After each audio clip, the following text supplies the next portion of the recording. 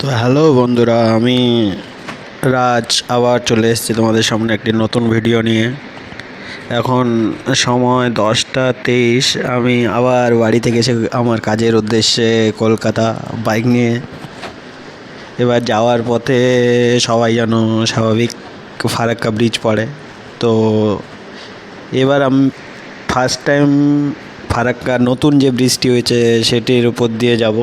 তো অনেক ভিডিও দেখেছি, অনেক ইউটিউবার, অনেক কন্টেন্ট ক্রিয়েটারের ভিডিওতে সে ফারাক্কা ব্রিজ নিয়ে প্রচুর ভিডিও দেখছিলাম। তো এবার ফার্স্ট টাইম আমি উপলব্ধি করতে চলেছি সে নতুন ফারাক্কা ব্রিজের কেমন মজা সেটা। ঠিক আছে, চলো সে যাওয়া যাক। হয়তো উঠে পড়েছি আমি সেই ব্রিজেই। ওয়েদারটা খুব সুন্দর, বলতে কি ওয়েদারটা খুব সুন্দর, সে ঠান্ডা, হালকা ঠান্ডা, হালকা গরম আছে।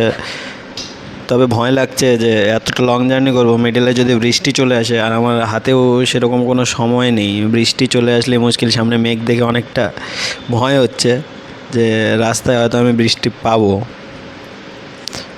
তোমরা দেখতে পারবে যে কত সুন্দর রাস্তাটা, অনেক নতুন। পাশে বাম দিকে যে রাস্তাটা, সে মনে হচ্ছে যে যেটা দিয়ে আমরা যাচ্ছি এখন সেটা আসার রাস্তা, আর বাম দিক যে রাস্তাটা এখনও চালু হয়নি সেটাই হবে যাওয়ার রাস্তা।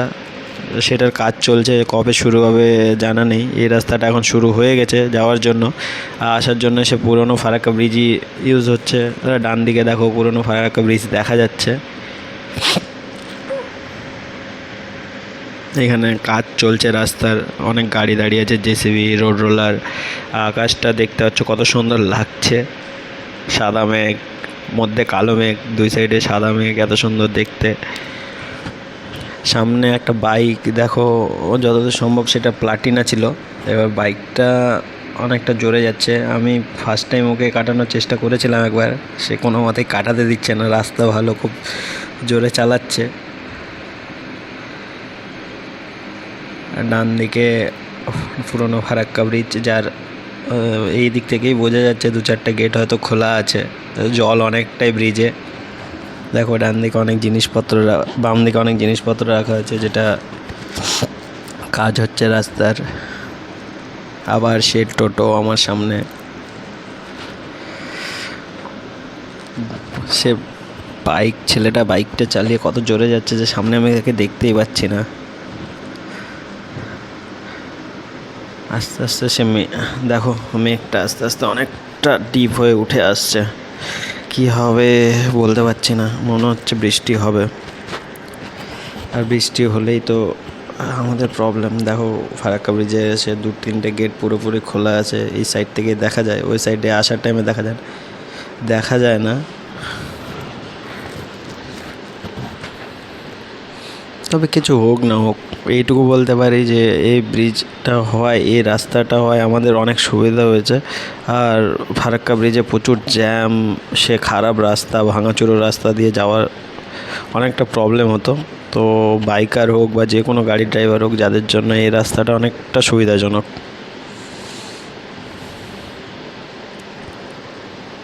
আমার ঠিক বাম দিকে আকাশে দেখো মেঘটা কতটা সুন্দর লাগছে দেখতে। এই বাইকটা পার হয়ে চলে গেল, সে যেতে দিল কেন জানি না, তখন থেকে আমাকে পার হতে দিচ্ছিল না। কারণ ফারাক্কা ব্রিজে যখন আমি উঠি তখনই তার সাথে ছিলাম। আমি একবার পার হয়েছিলাম, তারপরে দেখলাম সে আবার আমাকে পার করে চলে গেল।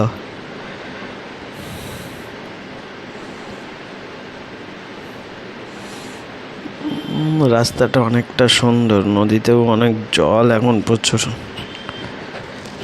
First time experience. লরিটা ডান দিকে যাবে হয়তো। ফার্স্ট টাইম এক্সপিরিয়েন্স, খুব সুন্দর রাস্তার। ভিডিওতে অনেক দেখেছি রাস্তাটা ভালো ভালো, এবার এক্সপিরিয়েন্সও নিয়ে নিলাম। সামনে পুলিশ আছে, গাড়ি আটকাচ্ছে কিনা জানি না।